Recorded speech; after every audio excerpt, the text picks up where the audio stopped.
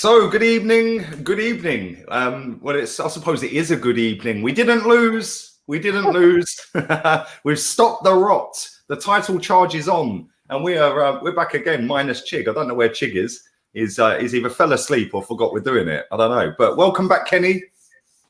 Hello, guys. How are you? I think today it's about negotiables and non-negotiables. That's what the show's about.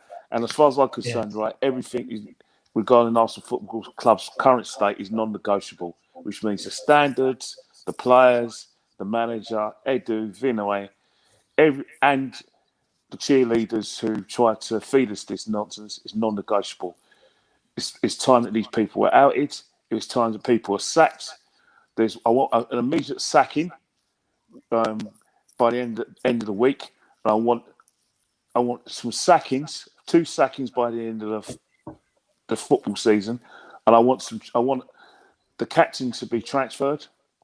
I want the midfielder Xhaka to be transferred. I want Bellerin sold, Lacazette sold. I want some fresh faces in the team, and I want a fresh approach behind the scenes.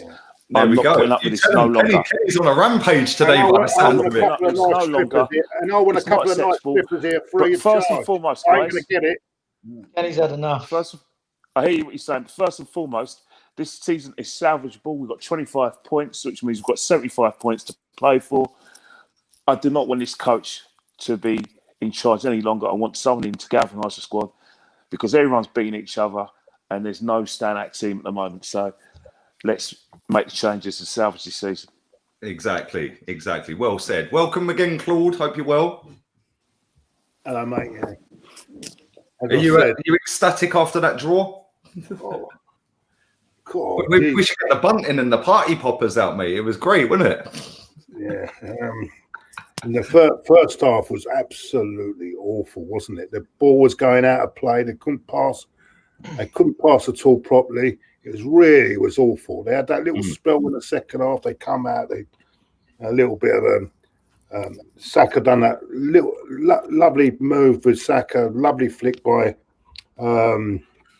Nketiah, had a good finish by Aubameyang. But apart from that, I don't think we've done much in the game at all. And everyone says we were fighting, but we're much improved. But you couldn't not but improve from Sunday, could you? Really, to be honest with you, it was awful. And you know what I take from the game? I'm telling you this now. I'll tell you this now. We are making these teams look good. They're not good sides. Southampton are third, maybe, but they're in a false position. Let me tell you something.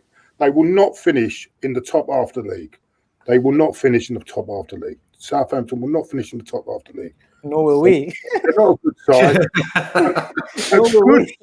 A good side would have put us away last night. Put us away. Absolutely put us away. We'll save that thought, Claude. We'll come to that in a bit. Let me come to Afsal. Evening, mate. After your 1 week ban, you're back again. Yeah, 3 weeks. I've been away for 3 weeks. Well, yeah, you've only been banned for one of them. Banned for 1 week, yeah. 3 week holiday and 1 week ban, but I'm happy to be back. Next time it'll be a lifetime ban. It's been 4 weeks. It's been 4 weeks since I've come on because I was away for 3 weeks. Yeah, enjoying Dubai, and now I'm back after in depressing.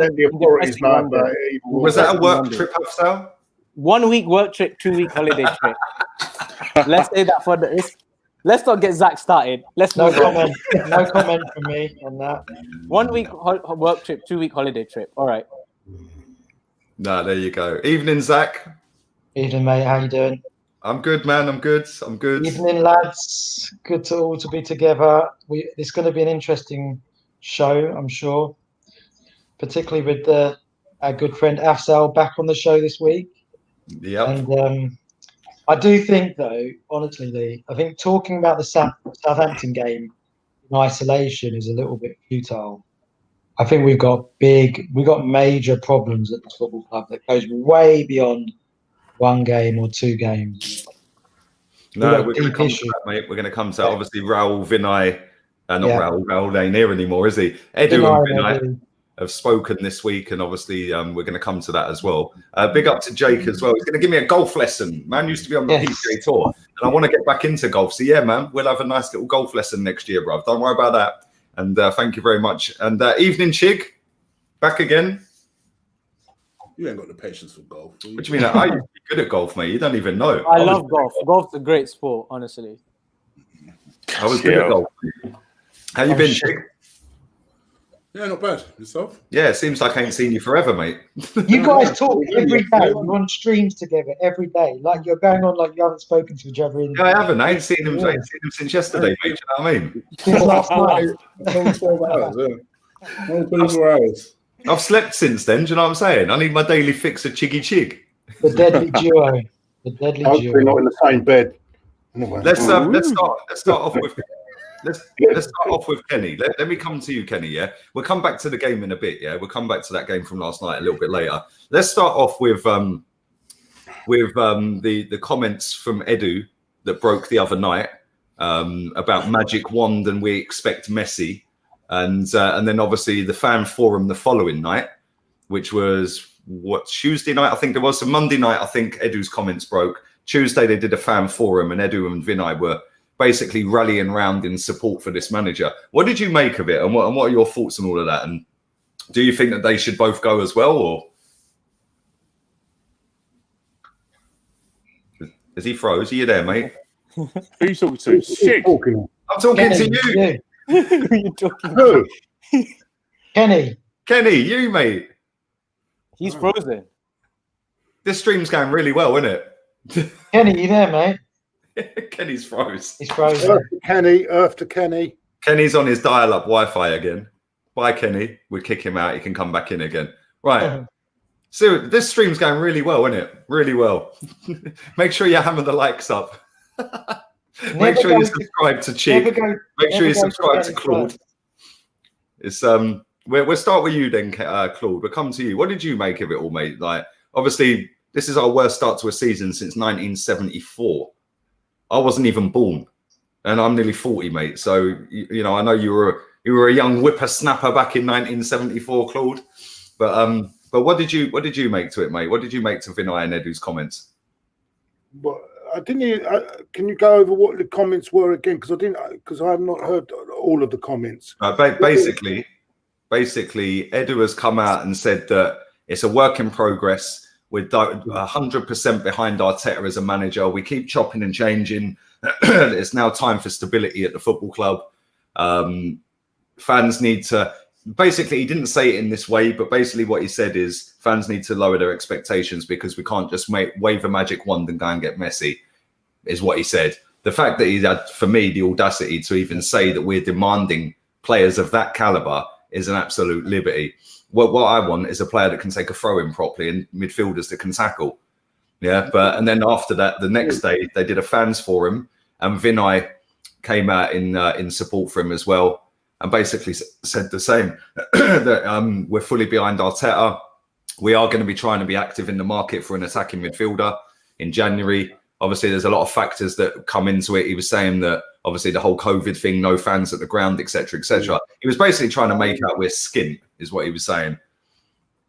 Well, what do you? Let me ask you. It's the usual bullshit. It's the usual bullshit. Sorry, it's the usual bullshit that you're going to hear, isn't it? You're not going to hear them say, "Well, he's we want him out," and all this bullshit. I'd rather they don't speak at all than come out with this crap, because it is crap. Because we can see with our own eyes what's going on. We don't need to listen to this shit at all, because it is total and utter shit coming from up there, wherever it's coming from. It's total crap. And we can, if fans can see it, fans are the biggest, their eyes can see what's going on. Right? And that's all I can say about it. It's all rubbish, mate. Absolutely. Do you think that it's like the Guardiola comment. Claude, do you think that's come from the owner?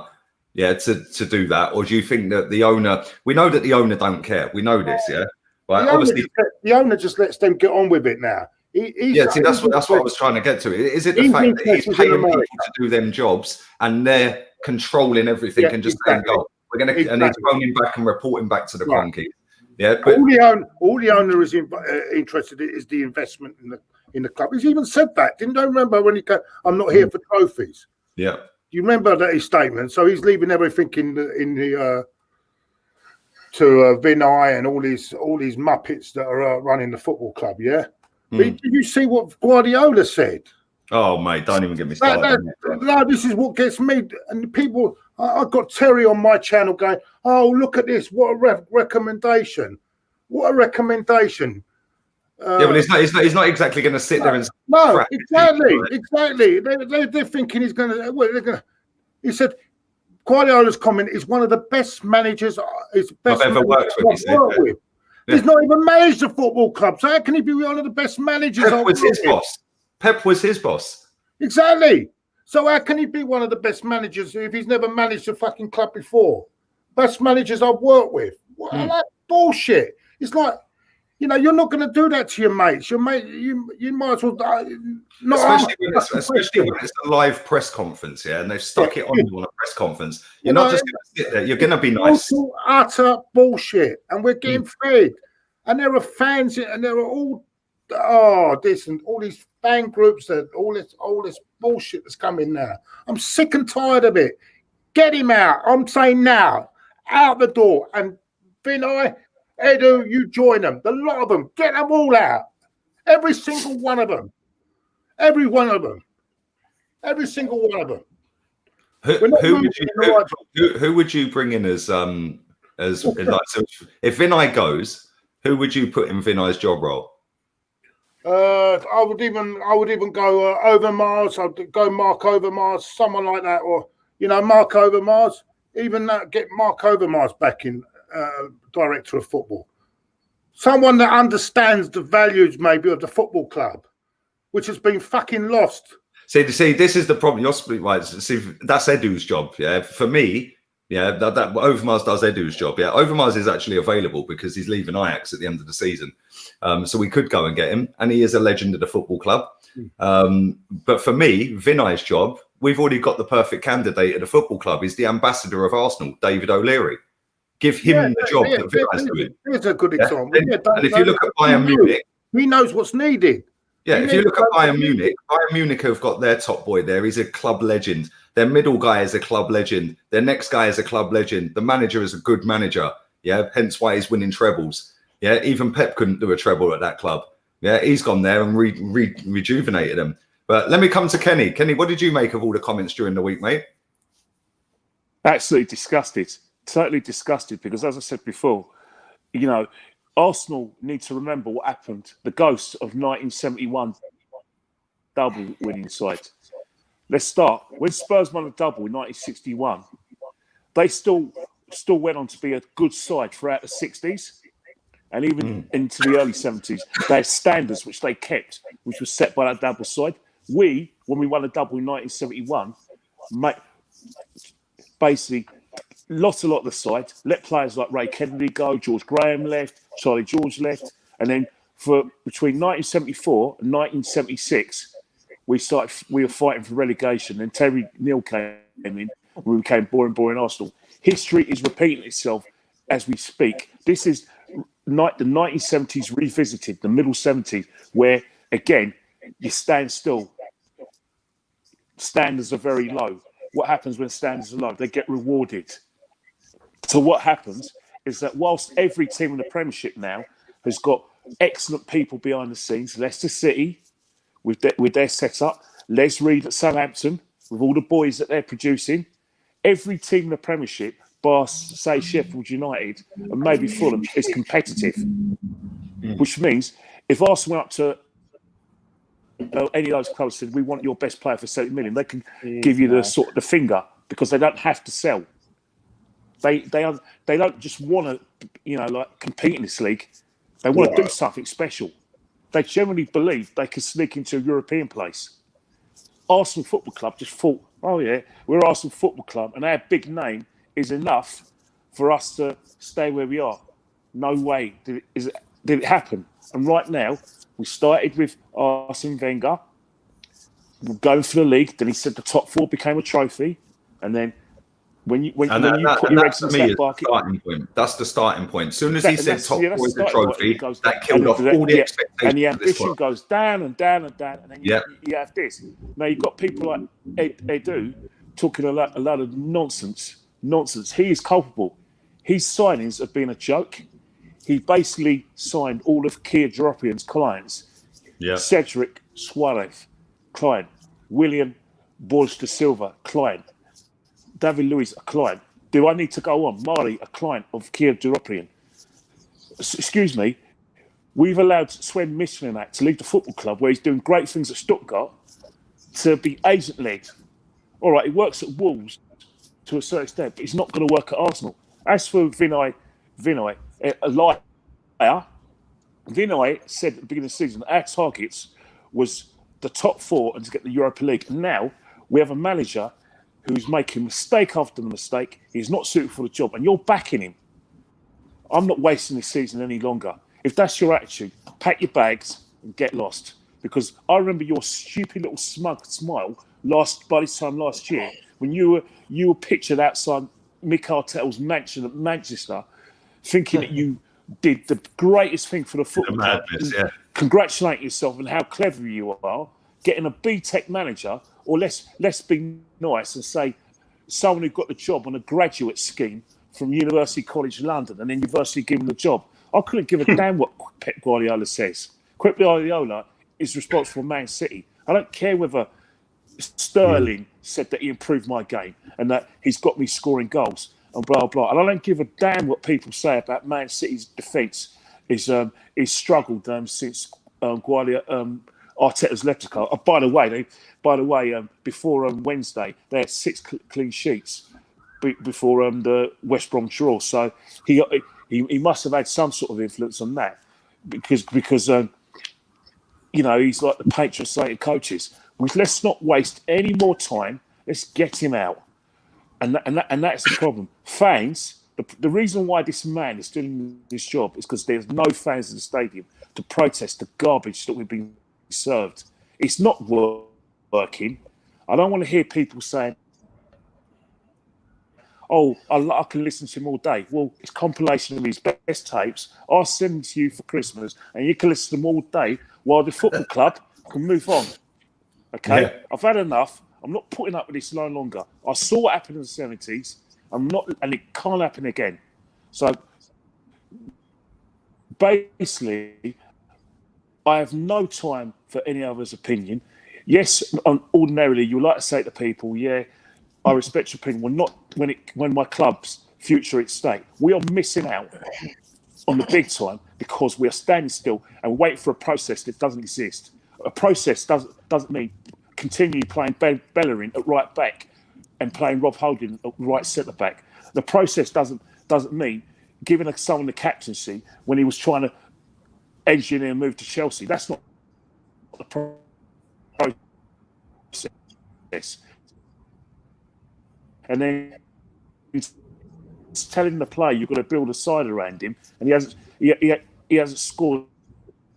He can only score for toffee. That's not the process I want. I want a winning process happen. Let's be patient. I'm looking at Spurs, a team, and let's use them as barometer because they were nowhere near us before we moved to Highbury. And then all of a sudden, they've gone past us to the extent that they can put men behind a ball and let us play around like little boys and then go and beat us, go down the field and beat us. And I'm going to stand for that. No more. I don't want to hear about other people telling me, "Oh, yeah, you're entitled to success." You're damn right I'm entitled to success. We're the third best team in the country. We're Arsenal fucking bloody football club. Arsenal Football Club. And we smashed the stadium down for this, Kenny. Let's not forget. Arsenal Football Club's an institution. George Graham rewoken the sleeping giant. Now all of a sudden, we've gone and put the giant to sleep again. Not a chance. I'm not having it. Not acceptable. If you don't share the ambition of a big club, and you're not going to go to other clubs that are successful and how do I say, spy on what they're doing, speak the questions. We got Vinay as a CEO. Chelsea have got Marina Granovskaya. She's ruthless. She gets the right players in, the right fees for her players, and they're a competitor and they're serious. Yeah, and they're ruthless. When Chelsea go and sign a player, they'll go in there and they'll batter them down on the price to get the price they want to pay, not the price the club want. Yeah, the price they want to pay. When they sell a player, they sell a player for over the odds.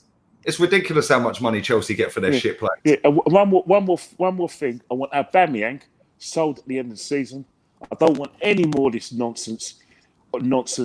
Yeah, you're a good player, blah blah. But it's time you pack your bags. If you want to go to Barcelona or Real Madrid, go. Call your agents. They're a bit desperate anyway. They're not going to win La Liga anyway, so you can go there and be a legend somewhere else. I've had enough. There you go. Well said, Kenny. That was a mad rant from Kenny. I ain't seen you like that for time, mate. It's frustrating though. Let me come to Afsal. Let me come to you next, mate. What are your thoughts? So, I mean, I see your fan cam last night. I don't know whether they did.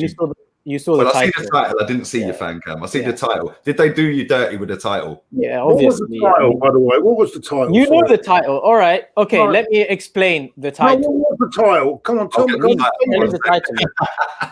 I haven't seen it. I just haven't seen it. I haven't watched it. I didn't even see it. Claude, you were telling me why. Claude, you were telling me what I said in my interview today. Afsal's title was, last year I was angry, but a draw today I'm happy. Well, it's called. It was a comment in jest and sarcasm. It basically, in other words, what I meant last year, we were all fuming with the 2-2 draw.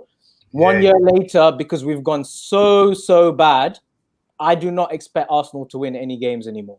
Honestly, I didn't expect us to win yesterday. I don't expect us to win at Everton. I don't expect us to beat Chelsea. That's how bad things are. With this manager and players, we ain't going nowhere. We'll come probably 10th or 11th this season. There's no hope.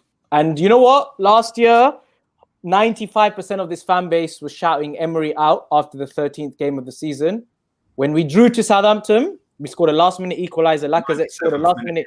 Lacazette scored in the 96th minute. We were all saying Emery out. That was after 13 games. We were 18 points then. This year, with 13 games, 14 points.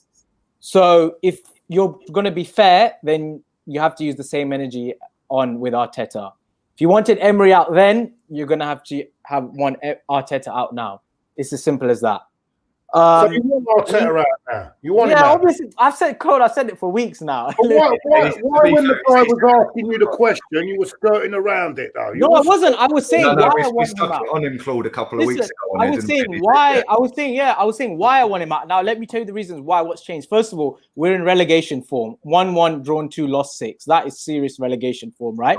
There's no coming out of this, and I mean I'm talking about in the last 9 games. We've won 1, drawn 2, lost 6. There's no coming out of this rut, in my opinion, right? We're a complete mess. What it is with him is that he keeps picking the same rubbish players, right? Bellerin is playing every week. He's probably the worst right back in the league. I'm not even joking. Holding is not good enough. Xhaka, not good enough at all. Always has been making the same mistakes for the past 4 years. El Neni's not good enough. He had one good game and everyone was hyping him. Like, this is what this fan base does. One great game, El Neni's turned the corner, but obviously not. Lacazette's not good enough. Willian, not good enough. Aubameyang is off form, and Pepe, in my opinion, as well, not good enough. We've got a lot of players there who just aren't doing it, and he keeps picking them over and over again. I would just say give the youngsters, give Smith Rowe, Balogun, Willock, get these guys in. The only player, in my opinion, which this season that comes out with a bit of credit is Saka. He's the only player where I'd say, all right, you haven't done much wrong, Saka. You've been good, fair play. Wait. What about Gabriel? I'm gonna go on to him. Gabriel started the season brilliantly. The last 2-3 games, if you've looked, he's made mistakes. Yesterday he was making a lot of. I said it 3 weeks ago in the group chat. I remember I said a comment like Gabriel's been sleeping this game. This was 2 weeks ago. I said it and I told someone, I said, this guy, he's good, but he's got mistakes in him. The Arsenal you can't expect Gabriel to be perfect. I don't. But I know. But hang on. He's 22. He's in a new league. and he's playing with absolute dross around him. Exactly. That's my point. He's achieving this season, so we've got to cut him slack. That's what I'm saying. He's a good player, but there is mistakes in him, and he's still got a lot to learn. Yesterday, I saw him struggling against Walcott. I was very like, I don't know what this guy's doing, and then he stupidly got himself sent off. I'll come on to Walcott. He stupidly got himself sent off, and I wasn't surprised because he was struggling from minute one. He even struggled against Burnley, and he struggled against Tottenham. That's 3 games in a row. So I don't know whether it's him or whether it's I reckon it's the players around him. They're bringing all this nervousness in. Arteta's bringing all this nervousness in on the team. You know, it all affects. It comes down from the top to bottom. Gabriel first 5-6 games was brilliant, and now look, Partey, he hasn't played. He's hardly played, so I can't really judge him. But honestly, Saka is the only player I will say that I'm impressed with this season. I can't think of one other player where I'd say he's been good. Can you guys think of one other player? All right, I'd say Gabriel, because I've seen Saka have some nightmares this season. So if you're putting Saka on that level of he's been our best player, maybe Gabriel's Gabriel's had 3 bad performances all year. Willock and Pepe. That's why. Willock and Pepe have been absolutely fantastic in the Europa League. Yeah, I'm mainly referring to league. I'm talking about Premier League. The Arsenal Football Club is not just about the league, ourselves. Keep doing this. Okay, Zach, you're saying that, but Arteta has won 6 games in the Europa League, and I'm not giving him praise for that because it's the Europa League. He's playing pub team, so I don't think he deserves praise for that. You've got to give him praise. You've got to give him praise for that. I'm giving him praise for the Europa League. But Zach, we're playing Dundalk, Molde. I don't care who we're playing. You still have to win the game. I don't care who we're playing. I'm just in the opinion that, okay, like Zach's praising Pepe for the Europa League, then he's also got to come out and praise Arteta before yesterday, Pepe had started 1 league game all season. No, you can't judge him on. You can't judge him on a league season when he hasn't been started. Leeds and City. So look. Okay, going on to this. I don't want to make it a long debate, but going on to this Pepe, I was looking at a few things the other day, and you know our top scorer this season is Eddie Nketiah. No. And none of us in here really rate Eddie Nketiah. I know Kenny calls him a fox in the box. But I know Kenny thinks he's a fox in the box, but I don't think seen his fault for England. No, listen. He's not the answer, Kenny. Seriously, let's not go there. Eddie Nketiah is the answer. But Eddie Nketiah has got better stats than Pepe in the league this season, and he's played less minutes. Just to let you know, he's got 2 goals, 1 assist in the league, and he's played less. Afsal, you're comparing a right winger with a striker. Okay, but I'm just saying. All right, but then to Reece Nelson. Okay, I'm going to complain to Willian. Willian, ratio-wise. Willian, exactly. He's played every game. Willian's got an assist every 200 minutes in the Premier League this season. Pepe's got a contribution every 270 minutes. Yeah, because you know what, Fabzel, you're talking about Fulham game. But I know. But distorts the fucking facts. Yeah, of course, the Fulham game. For me, honestly, both aren't good enough. Both. I don't want Willian or Pepe there. I want a proper right wing in that team. Maybe Martinelli can do the job when he's back. You know, I don't know. Play him, but again, there's a pressure on Martinelli because I don't want our fans to put too much pressure on this guy because, he's started his Arsenal career brilliantly, but it might take him time, you know. And also remember that nervousness is going to reflect on the whole team. You know, we can't expect the guy to start playing wonders and all that stuff because it's going to take time for him. I just think, honestly, this season, right, the only way we can, for me, it can't be salvaged because the league is the bread and butter. But if we come, I reckon maximum we can finish is probably 9th or 10th. And then Europa League, I don't think we're going to win it. But if we make a change now, it's possible. It is possible if we make a change now. But I don't think we're going to make a change anytime soon. So the season's a write-off, to be honest. It's done. Yeah, but I disagree. I don't think it is a write-off. Yeah. No, but if Arteta stays, do you think we can win the Europa League? Then we're fucked. Yeah. And if he gets sacked and they pull the trigger, this season's still not a write-off because what did Edu say? 75 points to play for. Edu said, unless he's not saying the truth, but Edu said they're not going to sack him. I wouldn't trust Edu as far as I could throw him. But if we lose the next 2 games, right, that's 1-4, drawn 2, lost 9. They might actually have no choice but to get rid of him. How many times in the past have you heard of these votes of confidence? And about 3 They did it with Emery, Claude. They did it with Emery. Week later, they sacked him. Let me come to Zach because he's been waiting patiently. He's been quiet. He's been very quiet. Yeah. Well, he was just listening to you ramble on, mate. But what do you make of it all, Zach? What do you make of Edu?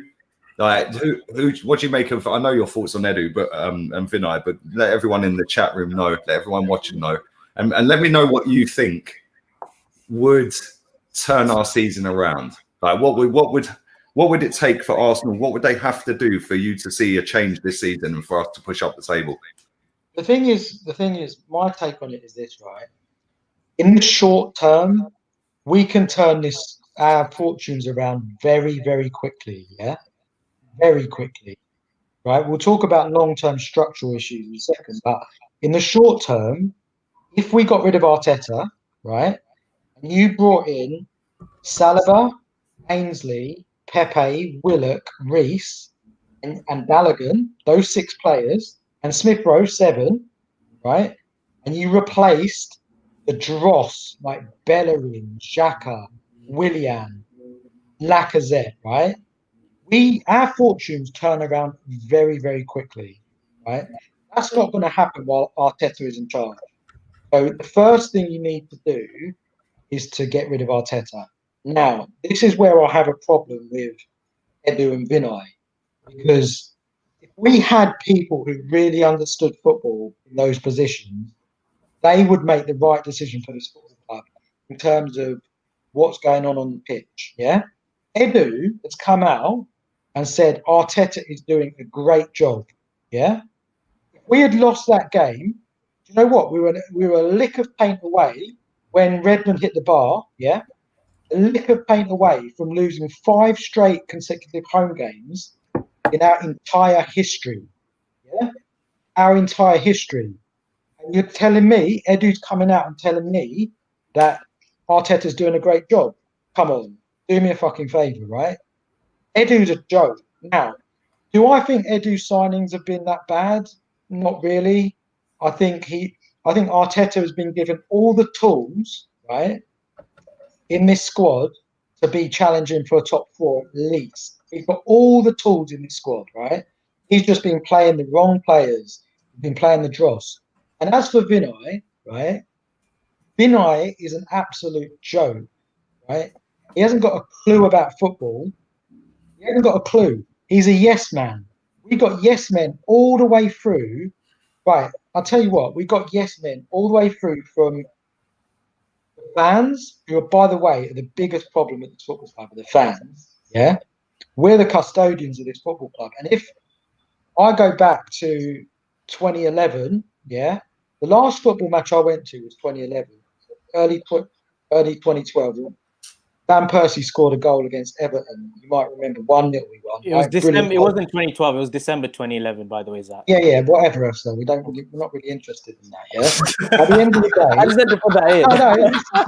No, because this one. Yeah, you just got told sit down, mate. No, actually, listen to me. Yeah, this one. I'm listening. All right. And by the way, when we sold Van Persie, right, the day we sold Van Persie to Man United was the day I gave up going to Arsenal Football Club. I have not been to a game since December 2011, as you say, Asa, right? That's the day we actually turned rubbish. Yeah, but listen to me. Arsenal fans have got the power. If you guys had stopped going to games, maybe we wouldn't be in this position. And I'm not calling you, to be honest, you guys are almost exempt from this because you've done your thing in terms of protesting and all that. But if all these other fans had stood up, yeah, and made a stand either by stop going to games or protesting, we wouldn't be in this mess now. And by the way, all these fans that go on about trust the process, Arteta and all this, they're the biggest part of the problem. They cry about Stan, yeah. Kroenke's not the problem at this football club. The only reason why he's a problem is because he's passive and he didn't sack Wenger when he should have been sacked. But other than that, he's invested money in this club. He's given us the funds to go and compete. We've just absolutely pissed it up the wall. All the money we wasted, yeah. But as I said, I'm not really interested in Vinay and Edu and Josh. I'm interested in the biggest problem in the football club, which is the fans, yeah.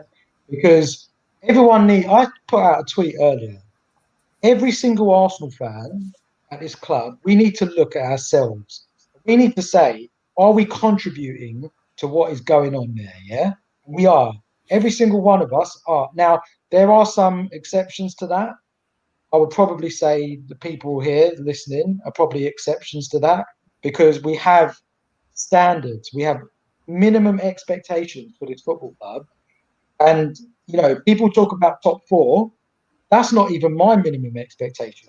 Every season that we go into a league campaign, my minimum expectation is to challenge for a league title. If we are challenging for top four, that's nothing to me. There's no difference between finishing 15th or finishing 4th to me. I'm not interested. I'm absolutely not interested. When I hear people say, oh, but Arteta, he's changed the culture, he's done this. He hasn't changed anything about this football club. The only thing he's done is play his favourites, yeah? That's all he's done at this football club. He said, he came in, I remember that first press conference that Arteta did, yeah? He came in and said, no, nobody will be picked on name. Everyone who plays will be played on merit, right? But instead, he picked his favourites. And do you know what? That's the most damaging thing you can do in a football team, in a squad, to play players who are out of form. Do you know what? It's not even good for the players who are out of form. You look at Bellerin and Willian. Imagine this, right, guys? Listen to this, yeah? You see when Bellerin was dropping 2 out of 10s and Willian was dropping 2 out of 10s at the beginning of the season, yeah? And if he had said, right, you guys, you've had 2 games now where you played shit, I'm going to bring Ainsley and I'm going to bring Pepe in and you're going to fight for your place to get back into that team. How do you think Willian's going to play the next time he gets on off the bench for 20 minutes? He's going to try a lot harder than if he just starts every week in, week out. And these are the small margins in the Premier League. You have to have a competitive team. You've got to have people knocking on the door. You're right, Zach. Sorry to cut in, mate. You're right. Because when Willian knows that he's going to start every week regardless, don't matter, does it?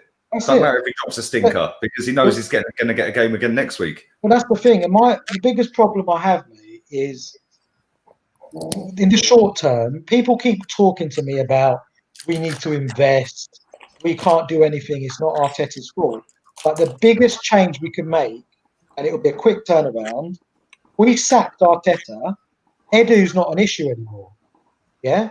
You've got to think about what's the easiest way to change what's going on at the moment is to get rid of the manager. Because if the manager is sacked, yeah, and we get a proper manager in, they're not going to put up with 11 games of shit Bellerin in a row. They might give him one chance, and if he drops a 0 out of 10, he's out. That's what proper managers do, yeah? Look at Mourinho at Spurs. How many games has Dele Alli played? I don't think he's started a game all season, has he? Right. Maybe one. Right. Yeah, exactly. Only the first one. Yeah? You got a big fucking manager there who can drop big players. And do you know what? I'm glad you've used him as an example, yeah? Because he put a picture up on his Instagram the other day, Dele Alli, and he was playing bowling, temping bowling. He had the bowling ball in his hand saying, who wants a game? Jose commented on it saying, probably you. Yeah, he's banter, mate. Mourinho's a proper winner. And I'll tell you what, I've said it on this podcast before, and I'll reiterate the point. I think Spurs are going to win it. I think Spurs are going to win it. Liverpool will win it. Well, right. My opinion is that I think Spurs will win it. You think Liverpool 5. Liverpool first, Spurs second, yeah. But let me tell you this now. If Mourinho had taken over our football club a year ago, instead of Arteta, we would be up there now. Yeah? We would be up there. And I'm pretty sure, I'm almost 100% certain we would be up there challenging. Yeah? That's the difference a top manager makes. I don't even understand these Guardiola comments about, oh, Arteta was the best manager I ever worked with. Mate, he wasn't even a manager when you worked with him. He put the cones out for you. Yeah? You've never worked with him as a manager. You worked for him. You worked with him as his boss, as a fucking assistant. That's it. So what are we doing here as a football club? Employing all these people in positions of power and authority who've got zero experience. Like, what is that about? Vinay is an absolute joke. Edu's got no experience in his role. Neither is Arteta. This whole place, this whole football club is rotten to the core. And the final point I'll make, Lee, on this, Kenny Ken and I, we had a debate. Well, we started a debate on Twitter the other day about, you know, the soul of Arsenal Football Club, and you know, the football club that we fell in love with back in the 70s, the 80s, or whatever. Is it the same club? No, we know it's not the same club. My argument is the soul was ripped out when we destroyed Arsenal. Yeah, when we destroyed Highbury. Highbury was destroyed. For me, the soul got destroyed at the same time. I don't think we'll ever get it back. I've actually accepted the fact that we will never get the club back that we fell in love with. Yeah, because everything's rotten now. From the top to the bottom to the fans, everything is rotten. I'm embarrassed to be an Arsenal fan. I'm embarrassed. Yeah, it's not great, is it? It's not great. Let me sorry to stop you, mate, because Chick's been sat there for half hour waiting patiently.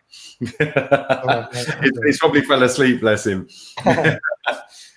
You're still awake, mate? You're on mute. No one interrupt him. Yeah, don't interrupt him. Yeah, I'm sorry. Waited for 40 minutes. Do you know what I mean? No. It's your time to shine, baby. It's your time to shine. Before you shine, there's 1,500 people watching this. We're not even on not even a third of you have liked it. Smash the likes up. Subscribe to Chick. Even I like it. To Claude, Kenny, and Zach's Twitters are in the description. Afsal don't want you following him anywhere. And everything's in the description. Yeah, I got all these Instagram requests after the interview yesterday. I just ignored them all. Go on, Chick. Go on, mate. Got admirers. Anyway, for me, I was furious at Eddie's comments. I was so annoyed because for me, it spoke of the arrogance of the way those guys see us. And I think they see us as these kind of nuisance fans who should be grateful that we're even in the Premier League, and you know they should we should kind of take whatever they serve us. And for me, it spoke to not just the delusion, but also the inexperience of Edu to come out with a statement like that. I said to you yesterday that not for 1 second did I think he'd realistically come out and say, "Oh, well, I'm sacking Mikel Arteta," because I would have loved it. It wasn't necessarily my expectation. I'm a realistic guy, and you guys know this, right? For me, I would have loved him to have come out and said, "You know what? Obviously, we are performing well below what we would have expected this season. Yes, we can understand that this year has been a very unusual year for everybody. Nevertheless, we would have expected to do better than what we're doing now. And what we're going to do over the next couple of weeks is work closely with Mikel Arteta in an attempt to improve it. But the bottom line is we expect improvement." Something along those sort of lines, right? And I would have been like, I would have still been bitching, but at least I would have taken some kind of heart from it. To hear this deluded statement of, Mikel Arteta is doing a perfect job. A perfect job? What's a bad job then? Did he actually use that word perfect, or have you paraphrased? Because I didn't hear that word perfect. No. He said it was something like a good job or great job, a great job, or something along those sort of lines. Yeah, and I was like, this guy can't be serious. And then he said that these fans expect we can't just go and get Messi. Who's asking for Messi? I ain't even asking for a new signing. I just want us to do better than 15th, mate. That's all I want. To just do better than 15th.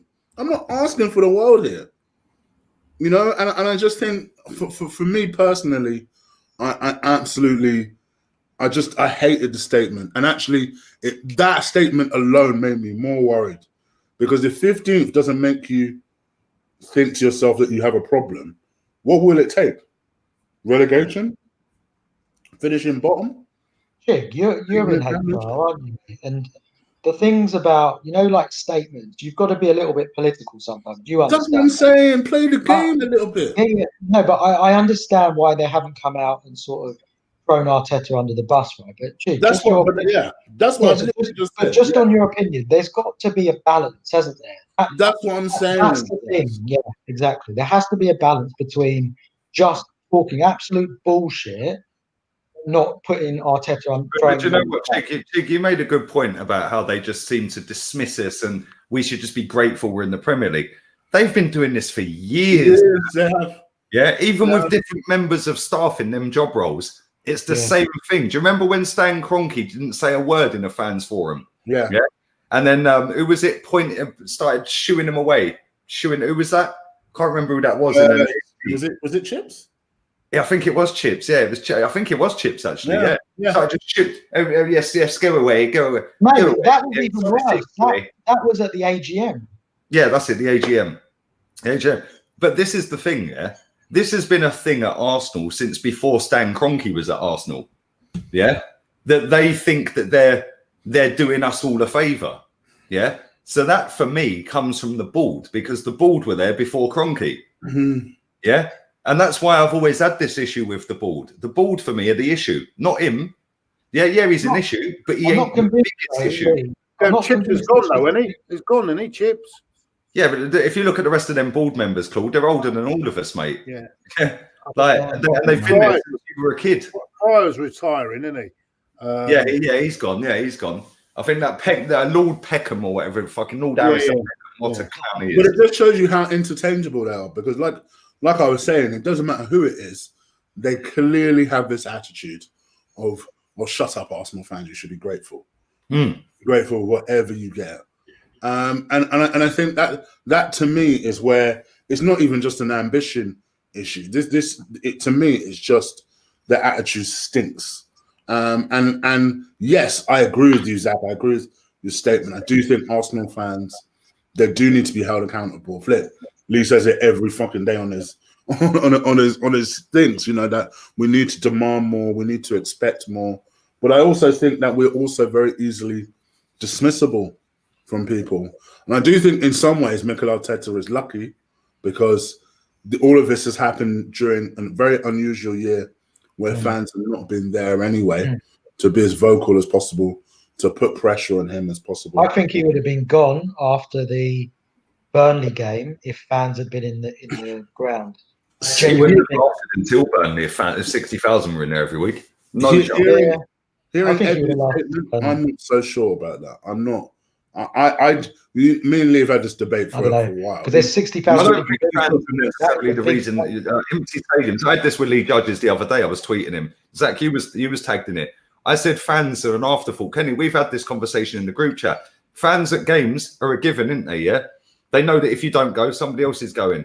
Yeah. This is why fans that have paid for their season tickets that decide not to go makes no fucking difference. They've got their money. Yeah, I agree. And go on. Sorry, I cut you off, mate. Go on. No, but what I was saying was that I have my doubts that Mikel Arteta will be fired during the course of the season. I think at the very most, with the expect and hope that Arsenal are still in the Premier League, and maybe, just maybe, they might come to some sort of quiet agreement that he leaves. I think they're waiting, Chig, until if he gets knocked out of the Europa, I think they'll act. But once they've still got a chance of top four via Europa, I think even if we're 15th in February, right? I think if we're still in the Europa League, he won't get the sack. Because they will argue we've still got a chance of getting in the Champions League, right? That's their argument. As soon as we go out the Europa League, that's it. Done and dusted. He's finished. I think they'll sack him. I don't know. Who do you think will actually sack him, though? Josh. After Edu's comments, I can't see Edu. Surely it'd have to be. But Edu work. Josh work is Edu's boss. Yeah. Josh doesn't care what Edu says. Hang on, Zach. Sorry to cut you off, mate. Edu isn't Arteta's boss. Is that right? He's not his boss, is he? For me, surely Vinay is his boss. But Vinay is both their bosses. But Edu isn't. Is it a flat structure? No, Lee. Is it a flat structure? So I thought Vinay. So Edu reports into Vinay, right? That's my take on it. Mm-hmm. And then Arteta reports into Edu. So I don't necessarily say he's his boss. I think that they both have an equal input, an ample input on signings. I wouldn't say that the technical director is the manager's boss necessarily. He might be. I don't know how it works. If one of them is being dismissed, I guarantee Edu would have to be in. Hold on, Gazidis sack Wenger then? Wasn't it Gazidis that sacked Wenger? Gazidis did, yeah. Yeah, Gazidis did, yeah.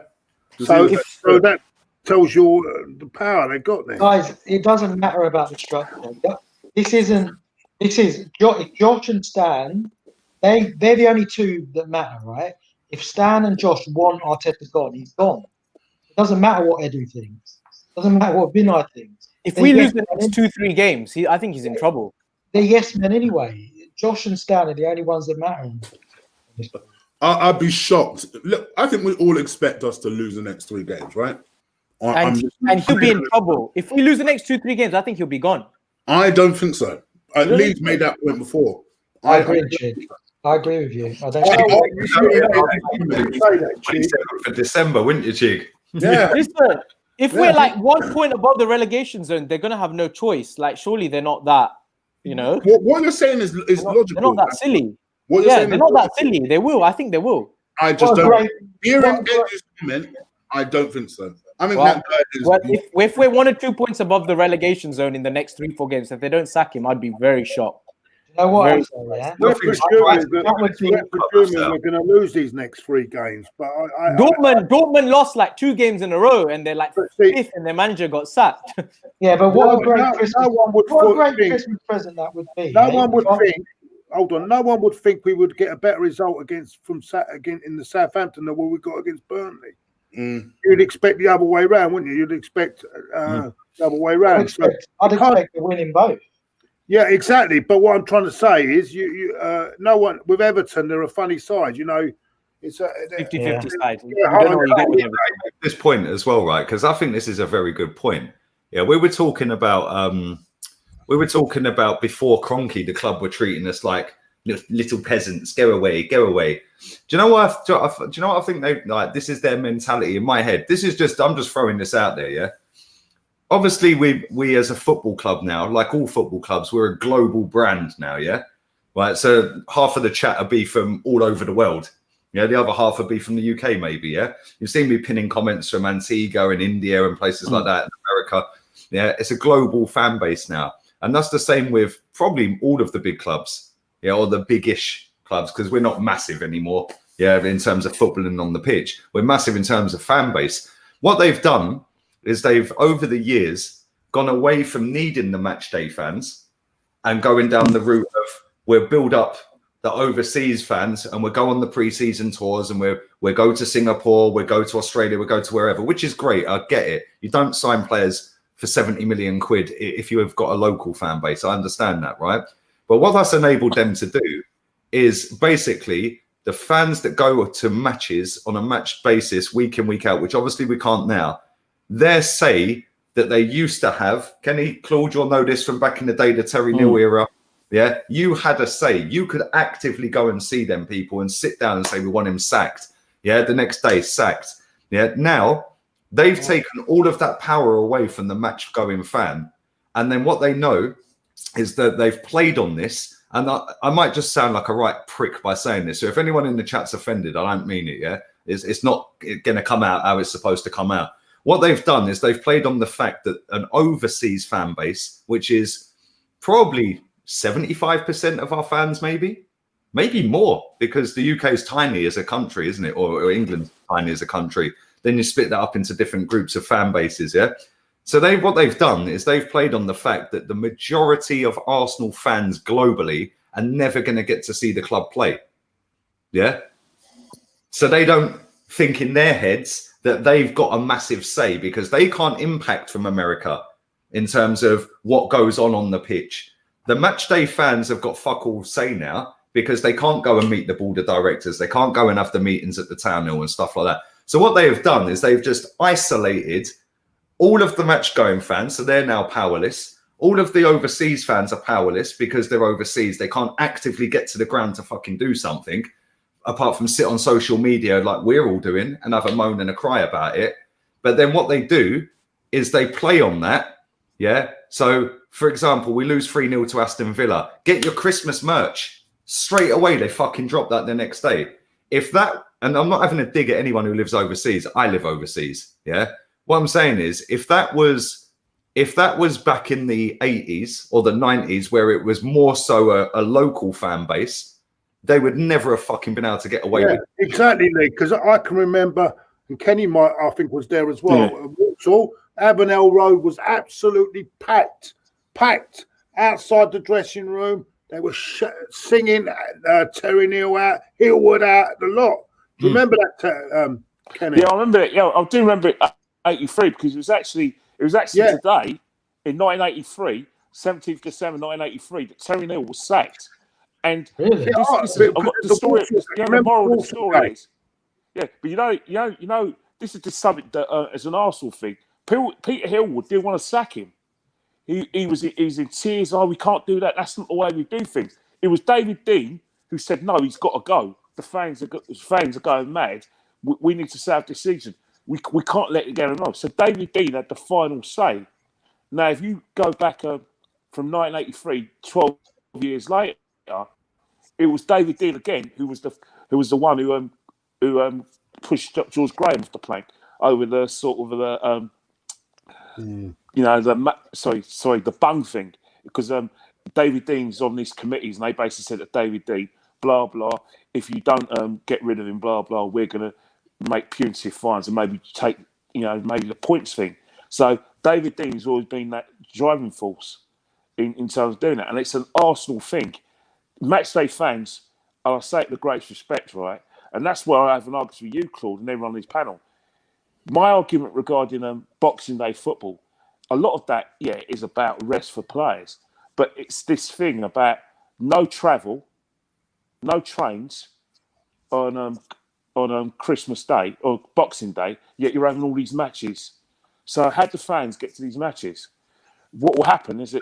Sorry to butt in, Kenny. Sorry to butt in. The reason they moved football to Boxing Day was because it used to be Christmas Day that the games would be on, but you couldn't get to games because there was no travel. So they moved it to Boxing Day, and that's the same issue. And that's the thing. The problem, the thing you said, and Claude will agree with this as well, this is a sure thing.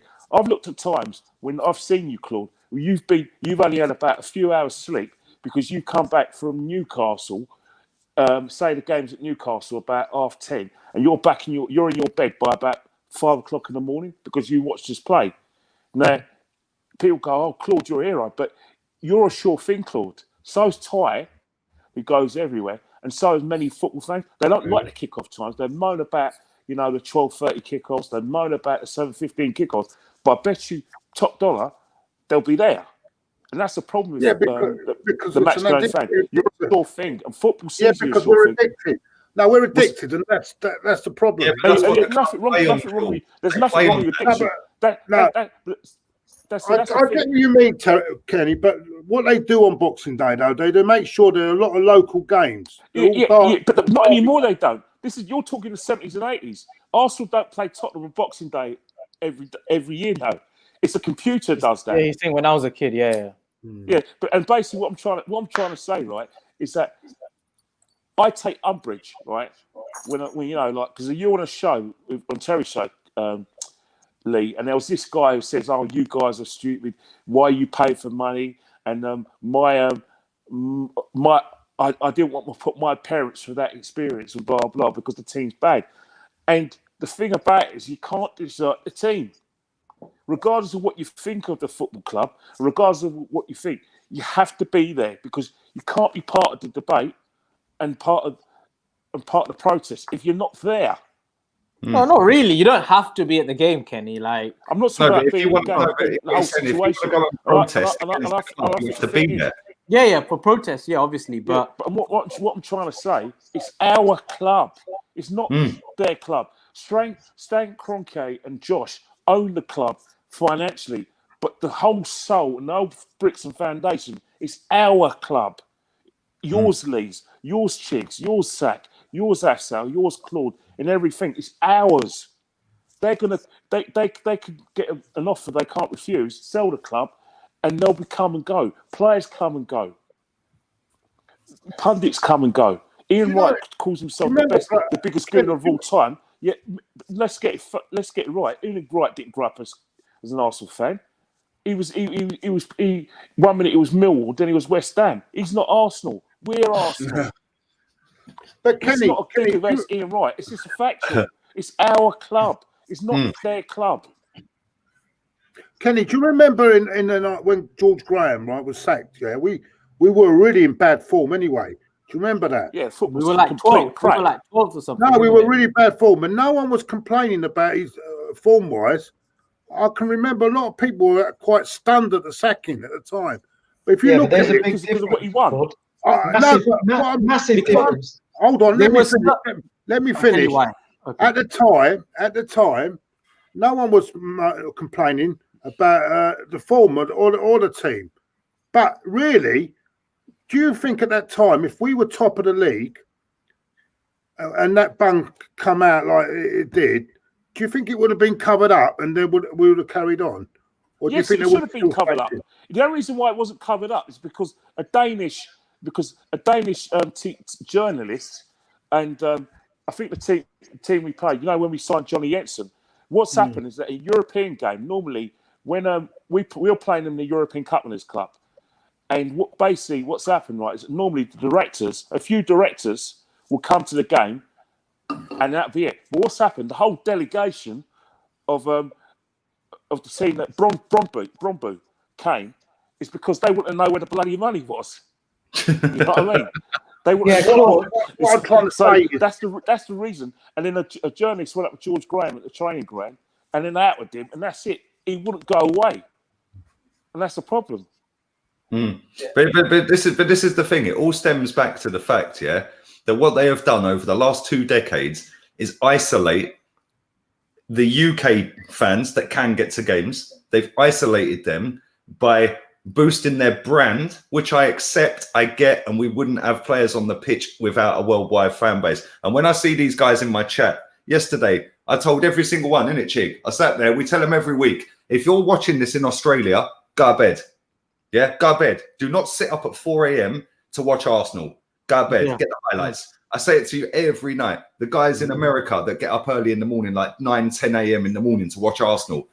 India. Every time I do a watch along, they go, "Yo, it's 2:30 a.m. I'm just getting up to watch the game," and I'm like, "You got work today, yeah? Yeah, I got work. Just go to bed, mate." Yeah, I disagree with you. Though, I'll let you down all the time. I'll tell you why. Hang on. I'll tell you why I disagree with that. Do you know why we all fell in love with Arsenal? Because we had a passion for it, right? Those Australian fans, people in Australia, America, they're staying up until 3 a.m. in the morning. Never take the passion away from fans, because once the passion's gone, the club's dead. Yeah. No, but Zach, I know what you're saying. This is the point, Zach. No, I know what you're saying. No, I know your point. Your point is, don't waste your time because we're shit. Go to bed, yeah? Yeah, don't waste your time knackering yourself out so you're less effective at work, which could potentially end up getting you sacked. He's right. Week in, week out. I get that, but that's rational. We are passionate Arsenal fans. Yeah, of course, which is why everyone does it. But that's my point, Zach. The club know that there is millions of Arsenal fans scattered all over the globe that will do exactly that at stupid o'clock in the morning. Yeah, which is why and they're watching us lose. They're watching us lose. When I was driving at the time, I lost days of work. I couldn't work the next day. I had to take days off. Yeah, so imagine people doing that now, losing income to watch a match which we know we're going to lose. It cost me more money anyway because I was losing work. I don't have an issue. 3 a.m. in Australia, go to bed. Don't waste. I don't have an issue. I don't have an issue with that passion. That passion we need to keep there, right? I don't think that's an issue. For me, it's not. Honestly, what's the issue with that, Lee? No, Zach, you're totally misunderstanding. It's not an issue, but you're saying don't waste your time. Zach, let me finish, yeah? This club was originally a local fans club, yeah? Then football expanded, the world expanded, the Premier League, Sky Sports, BT, and it's made it a global thing, which for me has had some bad things go for it, and it's had some fantastic things go for it. Yeah. We've seen the likes of Thierry Henry and the other players along the way, Alexis Sanchez and stuff like that, without a global fan base. And they're some of the best players I've seen at my club. Yeah.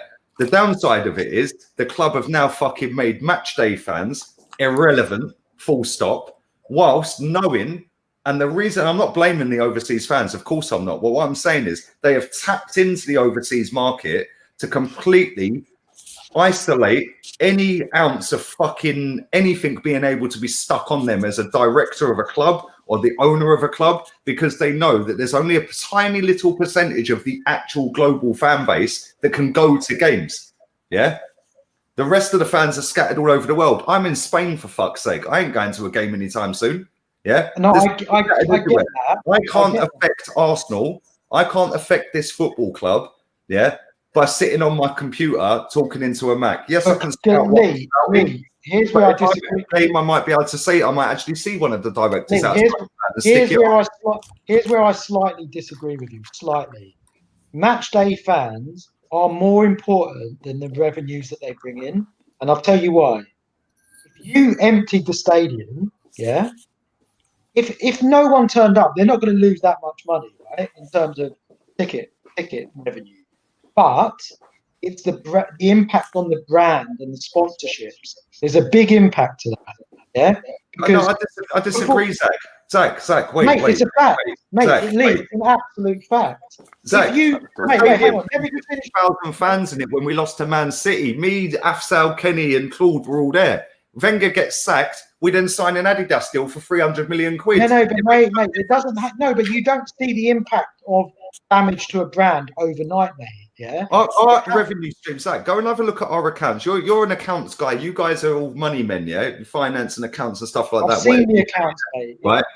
If you go and have a look at their accounts over the last 5 years, Arsenal's revenue stream has gone up and up and up and up and up, while we're going down and down and down and down and down. It makes no difference whether there's 5,000 fans in that ground or 55,000 fans. Yeah, mate. The way I don't want to get.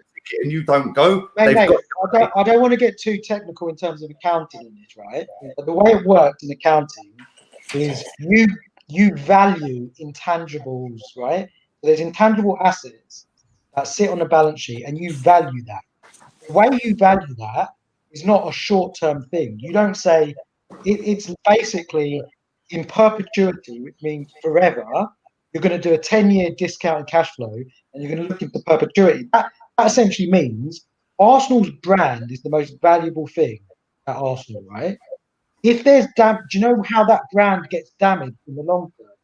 It gets damaged by people not turning up to football matches. Because you think before COVID, do you think in the long term, if Arsenal fans, if didn't turn up to the ground and we were playing in front of empty stadiums, do you think we'd still get those big TV revenue deals? We wouldn't, because part of the appeal of Arsenal is playing in front of those crowds. It's a long-term thing, mate. It's not just, you're not going to see the impact. I understand that, Zach, but like when Arsenal were winning titles or competing for titles, yeah, we all know this. Arsenal used to be on Sky Sports every single weekend without fail, because we were one of the top teams, us and United, going for a title, yeah. So every single one of our games would be on TV. We've slipped down the table. Now we're not necessarily on TV all the time. Yeah. What's the actual point? What was the point that you're making? My point was that Arsenal Football Club for 20 years have decided we know what we can do here. We can build our revenue streams up. Yeah, we can alienate the local fan base because they can't have the power, because we'll have them as the tiniest minority, which they are, the local fans that go to the game. It's the same at Chelsea. This minority of our fan base. It's the same at Chelsea. It's the same at City. They win league titles for fun. I don't think this is wait. No, let me finish here. So what I'm saying is there's no accountability for the board from the local fans now, because they got no access to fucking vent and say anything. Because even if they don't go to the game, they've still paid for their tickets, Zach. Yeah, the amount of people I know that boycotted City for a season, but they still renew their ticket. Right, why did Emery get sacked? And you're not going. Why did Emery get sacked? Yeah, because Emery got sacked because the results were a joke. Yeah. Right. So why are they sacking Arteta then? Because they've put so much weight and pressure onto him now in terms of marketing that they can't back down. And the reason they can't back down is because the two dickheads above them that have pushed and pushed and pushed. Vinay, you said it last year. The picture of him coming out of his gaff. Yeah. Then you've got Edu sucking him off. Yeah, they have backed this guy and marketed this guy with They've backed him. That's why. It's harder to sack him. They cannot sack him now, because if they do, they're fucked. And then when they have to go and get a proper manager after that, otherwise they come in with some next manager who ain't an elite manager, we're going to go, fuck your process if you want to go down that route again. We heard that with him. So they'd have to go and employ an elite, which is why they're not sacking him, because they're hoping he can crawl over the line to January and we might be able to do a bit of business. But it's to the detriment of Arsenal. That's the reason why they're not sacking him. Yeah, it's a joke. That's the reason. But it means that they've then outed themselves as failing again. So then they're not the right man to go, or men to go and pick the new manager, which would have to be an elite manager, because you've sold the process for a year and it's flopped because you haven't trusted it because you sacked him. Does anyone know how much it would cost Arsenal Football Club if they got relegated? Say that again. How much would it cost Arsenal Football Club if we got relegated? Because I'll tell you, the club will be gone. Well, we get the parachute payments. Maybe that's what they've told Stan. Never happened. Parachute payments are one thing, but you still there's a big opportunity cost. There's a massive hit. We must be talking £100 million more at least. More. Yeah, It more. costs more than that. It costs way way more than that. Zach, can I just cut in for a minute? How much money have we lost by not being a champion? Yeah, more than that. More than 100 million. It's going to cost a few hundred million. When We're I say very 100 bad. million, I don't think. when I say 100 million, I'm talking year one. Yeah, I'm not talking 2-3 years in the Championship, which could say $500 million. I'm talking year one. How much? I wonder how much you lose. Chig, what do you think, mate? What specifically about us being relegated? Well, about us being relegated and what we were saying about the fucking the revenue for fans and stuff like that. I mean, it sounds weird to say, but one of those things that I really don't want to think about. But I suppose the closer that we get towards the end of the season and we're still in the bottom half, you have to really consider it to be a possibility. I think that Arsenal, as the size of the club and the value of the club, to a certain extent, has decreased without us being in the Champions League. I do agree with that. I do think we were thought of as a top elite club before. Now we're thought of as a club with a lot of history. I do think, whilst that value hasn't immediately shown itself, which is the point that you make about the fact that if you look at the accounts, it still shows X. I do think that eventually things like that tell. Exactly. So, Long term, that's the point. Yeah, agree. You know, if for example, McDonald's lose X amount of money this year due to COVID, right? Yes, their account is still going to show a lot of freaking money, but believe that will tell itself over the next few years in the way they market stuff, and the way they transition, and generally the way they position themselves in the market. So obviously it would be a disaster for us to be ready. I mean, it would be a disaster in much more ways than one. Plus, apart from anything, when do Arsenal efficiently do anything? In an ideal world, if we were to be relegated, we'd come straight back up. You know, Arsenal ain't going to do that shit. They'll do some Blackburn type stuff. Would it really be a disaster though, Chick? If we got relegated, would it really be a disaster?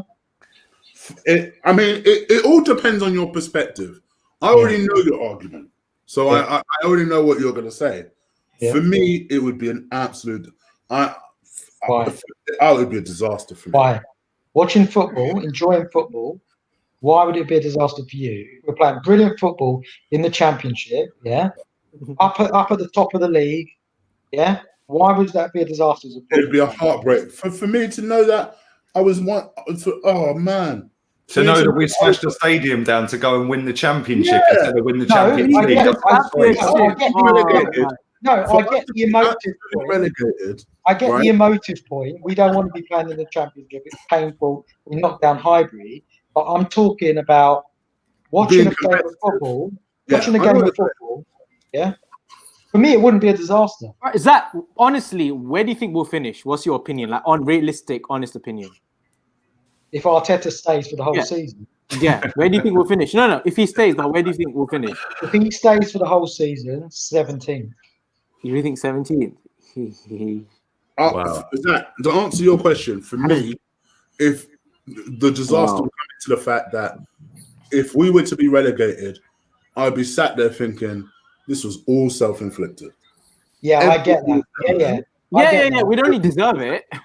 But from a commercial, I can't see this happening. I think we're going a bit too far. We won't. I don't think we'll go. Listen, we are rubbish. We won't get relegated. I wonder if Leeds United fans said this back in 02 or 03 or whatever. I think if Arteta stays 12th or 13th. Yeah, I agree. 11th or 12th. Yeah, can I just cut in, guys? For us to stay 12th and 13th in the end of the season, we've got to start winning games. That's the problem. We're not winning games. Even draws will get us there to 12th, 13th. And that's the thing. You're saying that if for us to get 12th from 15th to 12th, that means we've got to improve in certain areas to start winning football matches. I don't know where our next win is coming from. Yeah, I'm really pessimistic. Everton, by the time we do win a game, maybe West Brom or Brighton. The next spot. A lot of teams above us will start losing a lot of games as well, and I think we'll get by with. Do you know what? We're talking about all this, but last year after 20 games, we were only 4 points above the relegation zone. Last year after 20 games. Look where we ended up. We're 4 points behind Newcastle. Yeah. Last year we're 4 points behind Newcastle. We're 2 points behind Leeds. We've got Everton and Chelsea next. Yeah. We could potentially be 7-8 points behind them. The reason why I don't think we'll go down is because Sheffield, West Brom, and Fulham are. West Brom just got Sam Allardyce, mate. They're not. Yeah, I know. West Brom just got Sam Allardyce. I don't think. Which is where I thought our next win would be against West Brom. Yeah, I thought that as well. Maybe you know what? This is the first season ever that that old thing we used to say, we're Arsenal, we'll turn Burnley over at home. Claude, I'll remind you of your comments this time. No, I thought if we were going to beat Burnley, you thought because we're Arsenal Football Club, and in the past, that's been good enough. That has gone now this season. There is no we are Arsenal, we're going to beat Burnley. This is Mikel Arteta's No. We're not better than all these games you can't expect to win. Simple as that. I'm not going into any game expecting to win. If you win, it's a bonus. If you win, it's a bonus. I hold my hands. I do think we win. And I'm not being funny. We should have. I mean, they're an awful team. But even if you watch the first half, right? All they done was sit in the back. They were sitting at the back, and when they got the ball forward, they hadn't got a clue. It's only after. Nor do we as well. Yeah, but we had one moment of brilliance in that game from Saka, and that got us back in the game. Other than that, we did fuck all last night. Yesterday, Saka. It was all Saka. Saka went on a little mazy dribble. What were the other players doing? Other than that, nothing. Lee, that's a brilliant point. Lee, that's a brilliant point to make because Arteta in his post-match press conference, he said we had all the big moments. Yeah, I don't remember us hitting the bar. Like, you know what made me laugh, Chig? What did you say to me? Yeah. Chig said, Zach, listen to this. What did you say to me last night when the match finished, Chig, about Arteta? Press conference. It'll be grinning so much teeth about the fact that he drew. Yeah, and what did you text me? A picture of him grinning in the press conference with his teeth shut. Wait, Arteta, do you know? Going on to Saturday, who do you think should start, guys? Let me just read this out real quick because my man's just dropped $105 in. So thank you very much to you, buddy. Appreciate that. And he says, as a Man United fan, I'm a Man United fan, but I like you. Well, when you're not bantering United. Bruv, I don't banter United because I think it's tragic what's happened to you lot as well. Yeah, you're both of us are fucked, really, aren't we? It says, Arsenal can never be relegated. They're much worse teams and performances in the league. Overreaction, in my opinion. Bruv, thank you very much for that. Appreciate that's a lot of money, bruv. So very much appreciated. And I just want to correct somebody else as well. Make sure you smash the likes up because there's 1,400 watching, not even 600 likes. Make sure you subscribe to Chig and Claude. That links are in the description. And make sure you follow Kenny and Zach. If Man U win their 2 games in hand against Sheffield and Burnley, they're only 2 points off top. Exactly. Let me just read this comment out real quick. I wanted to read as well because the guy said, I pinned it a minute ago, Archangel, I think it was, said that we've never been relegated. That's factually incorrect. We have been relegated. 1912-13 season, we were relegated. Yeah, when we were Woolwich Arsenal. Was it Woolwich Arsenal back then? It was. Yeah, Woolwich. Yeah, it was Woolwich. Yeah. 13. Woolwich Arsenal got relegated, and we didn't come back until after World War One. Yeah, and we brought our way into the division when we finished 5th in the 2nd division. But we have actually been relegated. And who got relegated instead? Spurs. Yeah, exactly. Tottenham. and they hold that. They still hold that grudge. Yeah, they still hold that against us all these years later. But yeah, factually, it is incorrect. Arsenal were relegated in 1912-1913 season. But that's not Premier League, so it doesn't matter, does it? Yeah, we've never been relegated from Premier League. Listen, I am going to have to wrap this up, lads, because my old man was ringing me earlier, and he don't ring me often, so it must be important. And I had to get rid of him. But go on, call him, mate. But listen, thanks to all of you guys, man. Thanks to everybody in the chat as well. There's been loads of you watching this one today, man. So thank you very much. I am flying back to England tomorrow, hence why I did this today and why all of these guys jumped on today. So I do appreciate it, short notice as well. And yeah, man, next week's Christmas Day on Friday. So I take it we ain't doing it Christmas Day, are we? Do it on Thursday. We do it on Thursday again. Thursday. Yeah, on Thursday, yeah. Yeah, Thursday, yeah. Christmas Eve special. Yeah. Christmas Eve special, yeah. Yeah, we could do that. After we've beaten Everton. I'm joking. Put the shisha down, mate. Put the shisha down. I'm joking. We're losing, mate. We're losing. You're not in Dubai now, man. We're losing. There's no hope. I don't know. The way the games are going, could you see Everton beating Leicester yesterday? You can't see these results. Some strange results going on. Yeah, but you know what, Claude? As soon as Richarlison's come back, all of a sudden their results have come back. Yeah. Yeah. When he was out for 3 games, they lost all of them. As soon as he's back. Is the other guy still injured? What's his name? James Rodriguez. Yeah, he's still injured. But can you imagine Richarlison up against Bellerin at the weekend? Listen, you can't play Bellerin. He has to stick with Maitland-Niles. Always plays well against is Decore. Well, he's the one that Decore always played well for Watford. Yeah. And we're gonna be in big trouble in that game. He needs to pick the right players. He needs to just get that team right. That washed up manager that I wanted called Ancelotti. Yeah. Memory test for you, Kenny. What else happened on that day after the Walsall game? What else happened? What other significant thing happened that day? Well, the Walsall game when we got knocked, we lost at home. Knocked out, yeah. What other significant thing I'll tell you, before Kenny answers that, I'll tell you a very quick story. It was 2-1. We lost 2-1 at Walsall. Go on, Kenny, go on. What happened before the game? What was announced before the game? You stumped him, Claude. I forgot that. You got to tell me, man. You got to tell me. I was 11 that Tommy time. Caton was signed by Arsenal on that day. Wow. There we go. Yeah, that's right. He was signed from Man City. Yeah. Do you want me to say something that happened after the game? Lee was born. Lee had a bit of a scrap with their fans, yeah? Right? Our fans had a scrap with their fans. I have no idea who the guy was for Arsenal, yeah? Like the Arsenal fan. But he got clocked over the back of the head with a fire extinguisher and held on the fucking tube, then got on the fucking train up to Walsall and thrown off at the stop just before Walsall. Yeah, like they fucking done him over, man. Just fucking threw him on the train. Yeah, fucking Walsall fan fucking told me that fucking about a year ago. We beat Spurs in the previous round as well. Yeah, and then we lost. Right, yeah, Charlie Woodcock and Nicholas. Champagne Charlie. On that bombshell. Before we go, I want to say one more thing. I want to see Balogun get given a chance on. We play Saka, Balogun, Aubameyang. Not going to happen. Don't always get what we want, mate. Yeah. I would say Aubameyang because he scored. Hopefully, he will now build. He'll be playing under 23 on Friday. That team yesterday should have told you all you need to know. Lee, what happened to your calling? You were supposed to call out Afsel. What happened? We got busy with other stuff. On his fan cam. Oh yeah, was that it? I was expecting. Yeah, I'm not like you. I don't go too deep on him, man. He's a nice guy. Leave him alone. Do you know what I mean? Listen, Pepe and William must not start on Saturday, please. Mate, and Bellerin and Xhaka. Balogun's not even going to be on the bench, mate. Don't worry about that. He'll be sitting at home with Smith Rowe holding hands watching the game. And start Nelson. Give Reece Nelson a chance then. Your manager. He's fit. I thought he was going to be fit. Oh. God knows. Thank you to all of you guys. Appreciate it as always, lads. Thank you to everyone in the chat. Smash the likes up. Appreciate it. I will be back at 10 o'clock tonight as well, so keep your eyes peeled for that.